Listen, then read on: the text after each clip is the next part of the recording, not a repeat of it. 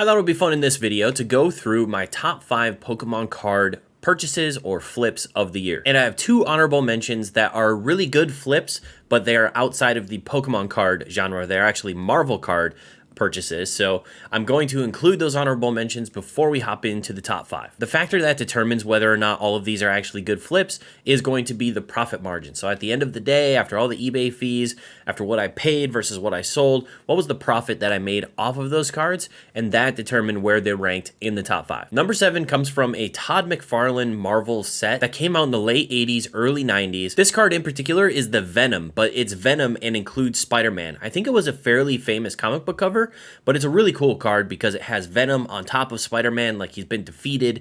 It almost looks like he's like tearing his guts out. It's a really cool artwork. So I really wanted to send this into CGC when they started grading Marvel to get it graded. So I actually bought these cards last year. You could buy them in complete sets of 45 cards, and they were fairly cheap last year, and the prices have gone up after they have been graded and then sold. For the set that included this Venom, I spent $40 on a 45 card set, of which I still have a bunch of cards to sell that I also got graded, but also a bunch of cards to actually grade that are still in a binder. For the purpose of this flip, I'm actually just going to use the $40 for the complete set.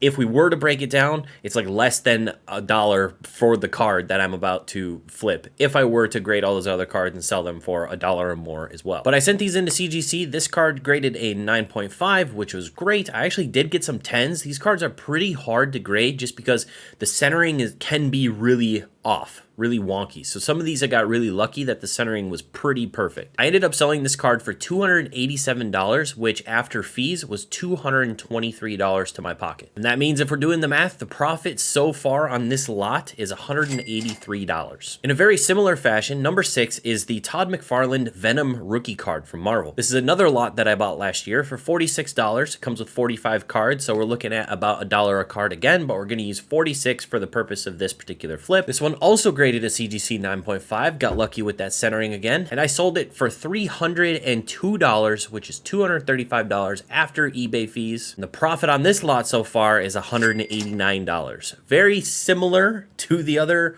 Marvel one, and Marvel has been doing very well for me so far with these older sets. You won't catch me buying into the newer sets. They're way too expensive. All right, those were our honorable mention Marvel cards. Let's jump into the Pokemon top 5 flips of the year. One of the things you're going to notice, kind of a trend going into this top 5, is there's a lot of luck that plays into these profit margins. There's a lot of risk you can mitigate when making this plays, but at the end of the day, that profit margin can multiply if some of these grading card companies really decide to help you out, or you just happen to be in the right place at the right time. Let's jump into number 5. So number 5 is a Charizard V-Star.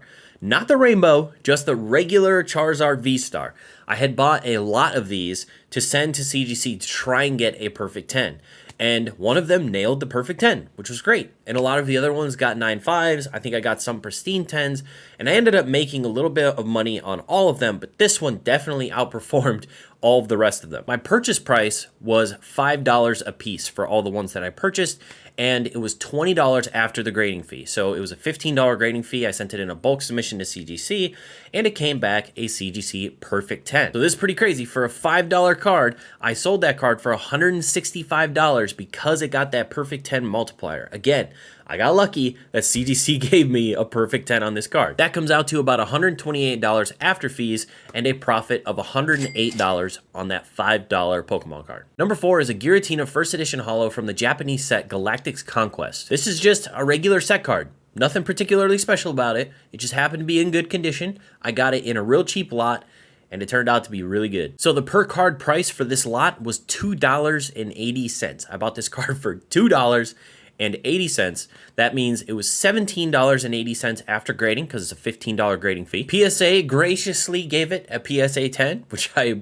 much appreciate. I sold the card recently for $209, which is $175 after fees, for a profit of $157. $157 profit on a $2.80 card. Can't really beat that. Number 3 is the Charizard alternate art from Brilliant Stars. This happens to be the Japanese version from Star Birth. I bought 2 of these at the time that looked really mint, and they were between $65 and $75. And I thought that was super low for a Charizard alternate art, given that all the other alternate art seemed to be really expensive. So I bought 2 of them after Star Birth came out, and the cards were pretty reasonable. reasonable. After grading fees, I sent this card in for $93. So I'm all in at $93 on the Charizard alternate art. After getting it back from CGC, it got the pristine 10, not the perfect 10, just the pristine 10, but at the time, this was shortly after Starbirth came out, and this card was extremely popular. So it ended up selling for $400. That's $347 after eBay fees, for a profit of $254. Now, it's pretty rare for me to spend over $50, actually, honestly, over $30 or $40 for a single card to try and flip, but this one worked out really well because I just kind of thought that it was undervalued. From what I'd seen from all the other alternate arts, I got this feeling it's a Charizard, $60 for an alternate art seemed undervalued, so I took a chance on it, and sometimes, if it just feels right, take the chance on a couple of them, see how you do. You don't have to make big plays. You don't have to go all in. You don't have to buy 10 or 20 of them to make money. Sometimes it can only take one card to make a sizable amount of cash. The number 2 flip of this year is a Radiant Charizard from Pokemon Go, another Japanese modern card that I got in. I bought, I think, 8 of these in a lot, and one of them was lucky enough. Again, CGC, I love you guys.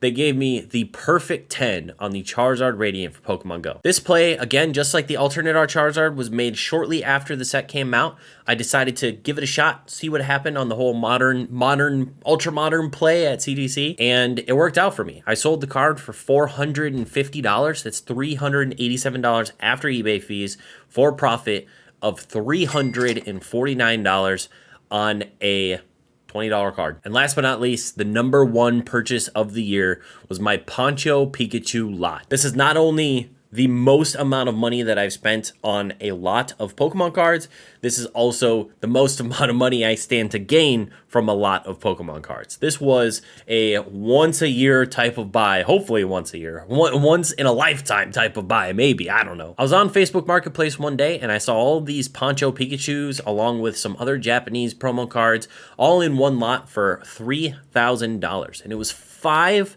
full art Poncho Pikachus for $3,000. So I spent the $3,000 on these cards, and I was lucky enough that all of the full art Ponchos graded a PSA 10.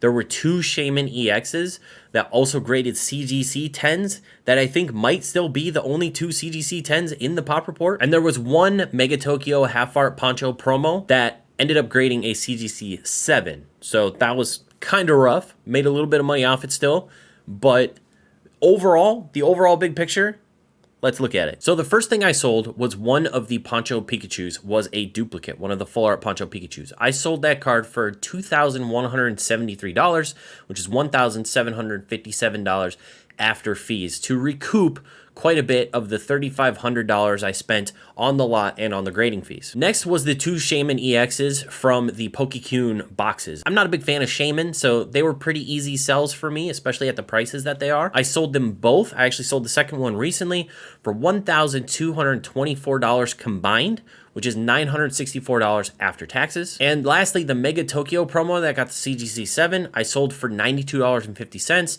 which is $73 after taxes. And at the end of the day, you can see that I kept 4 of the full art Poncho Pikachus for my personal collection or my personal inventory so far. So this particular profit is going to be potential profit if I were to sell these cards tomorrow. And these cards are extremely liquid, so I do believe I would be able to sell these cards for the estimated amount fairly quickly. So for all the cards I got, for all of them that ended up being graded, if you add up all of the amounts, the estimated values of the 4 cards here after fees, you're looking at $10,000 net sales, which then if you subtract the amount that I spent and the grading fees, I'm looking at $6,500 in profit from this one $3,000 purchase. It's easily the biggest score I've had up until this point, and I was extremely lucky, again, that luck word, that I was in the right place in the right time, and I had the cash available to be able to just immediately buy them, and it was a great opportunity for me. So there you have it, guys. Those are my top 5 Pokemon card flips of the year, with honorable mentions for a couple of Marvel cards. The majority of the money that me and other people probably make flipping cards are in kind of the lower margins. There are a lot of cards that I flip that I make, $20 to $60 per card. not these hundreds, 300, you know, 200, 300, $400 constantly. That's not something that I'm making constantly on a whole bunch of different cards. Most of the margins are going to be much lower. And the bulk of that is what makes up the bulk of the money that I end up making at the end of the day. Obviously, these are just kind of lucky bonuses, CGC throwing me some perfects, Poncho Pikachu lots showing up on Facebook. That type of shit happens as well, but the majority of my money is made on the smaller plays, not these plays in which I get lucky. I hope that was a fun rundown. I hope you learned a little bit, and we'll see you on the next one. Bye-bye.